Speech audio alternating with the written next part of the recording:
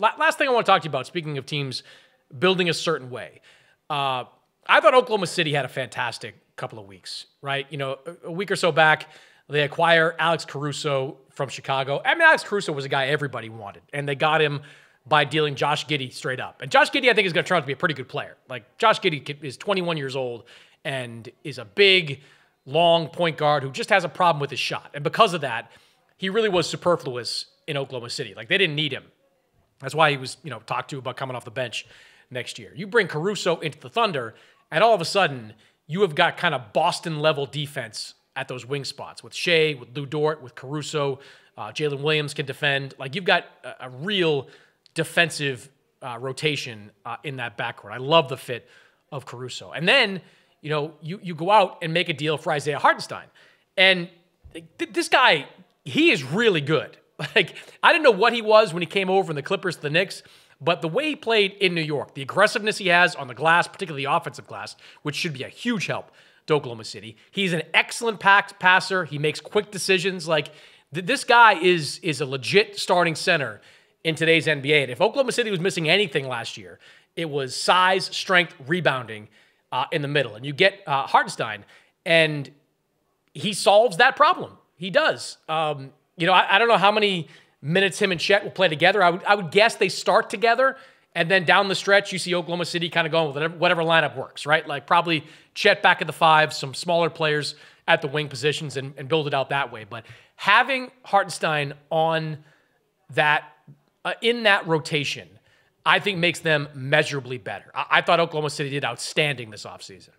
Yeah, well, Thunder's #1 in the West. And I mean, they had the top seed this past year, but I think from a depth perspective, chemistry, they're going to get the 1 seed and get to the NBA Finals. I mean, they have a complete team, and they are riding the continuity card correctly because they have a great young core. Shai Gilgeous-Alexander is a star, and all these issues that we saw other teams have to wrestle with the second apron, they don't have to worry about that right now until years down the line because they have a young core together. They don't have to make those tough decisions financially because these are all attractive rookie scale type of contracts. And yeah, it's going to be a fun NBA Finals between Boston and Oklahoma City. I would still give it to Boston because they have a really good thing going, but I really love the team chemistry that Oklahoma City has. And I think when you look at the depth, I can't think of any type of weakness. Like, they've addressed every positional need that they have on both ends of the floor. Great weak wing defense. You mentioned the rebounding. They addressed that with Hardenstein. And then their offensive depth. They have great playmaking. Shea knows how to get to the basket, get to the free throw line, hit it from outside, and he knows how to ensure a well-run offense that's based off of driving kicks and ball movement. The other thing with the Thunder, and I noticed this when they were making all these deals, is that they are now starting to amass a lot of tradable contracts, right? Mm-hmm. Like, Isaiah Joe opts out, gets himself a new deal at a manageable figure. Hartenstein is a big-ish number, but certainly in today's NBA, you can deal that. Alex Caruso, you can deal. Lou Dort, you could potentially deal. Like, they now have a roster of a bunch of guys that they could potentially deal. When you couple that with the gazillion first-round picks that they have, they are a dangerous team on the trade market as early as this season. Because they could have, and I'm looking at my spreadsheet with the Thunder picks, they could have as many as 4 first-round picks in the 2025 draft, which is widely regarded as one of the best drafts we've seen in a while. Like, at the top, Cooper Flagg, some of the other guys there, all the way down to the middle stages of the draft. This is a top-heavy and deep draft. So Oklahoma City's got their own first in 2025. They've got Philadelphia's top 6 protected pick. They're going to get that. Miami's top 14 protected pick. Maybe they get that. Utah, top 10 protected. We'll see what Utah does with Lauri Markkanen. That's another guy.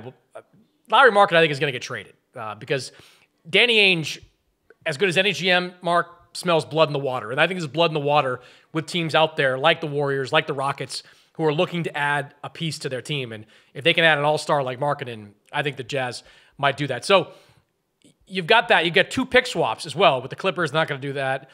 Houston probably not going to do that. So could have 4 first-round picks in an incredibly deep draft. Tradable assets. Like, I don't know who's available right now and who will be available that makes sense for them. They may just say, you know what, screw it. We've got a team that can win. Why would I do anything? But if there is like a legitimate makes sense star that comes available, Oklahoma City can get him. Like hypothetically, if Giannis was like, I want out of Milwaukee, is there anybody more equipped to go and get him than Oklahoma City? Like if Milwaukee decides they got to rebuild, Oklahoma City can hand them a ready-made rebuilding package. And I'm just making that up, but like I just look at the Thunder as being a team to watch over the next year, 2 years, as these stars become available. Yeah, without a doubt. Hey, let's throw in LeBron. He's a free agent. He could request the Lakers to trade. No, I think the bigger point is that they have these assets for if they encounter a fork in the road down the line where it's too expensive to retain their core players when they're eligible for extensions. They have a lot of guardrails that can mitigate that with making other deals or using it the traditional way with selecting those draft picks in the actual draft.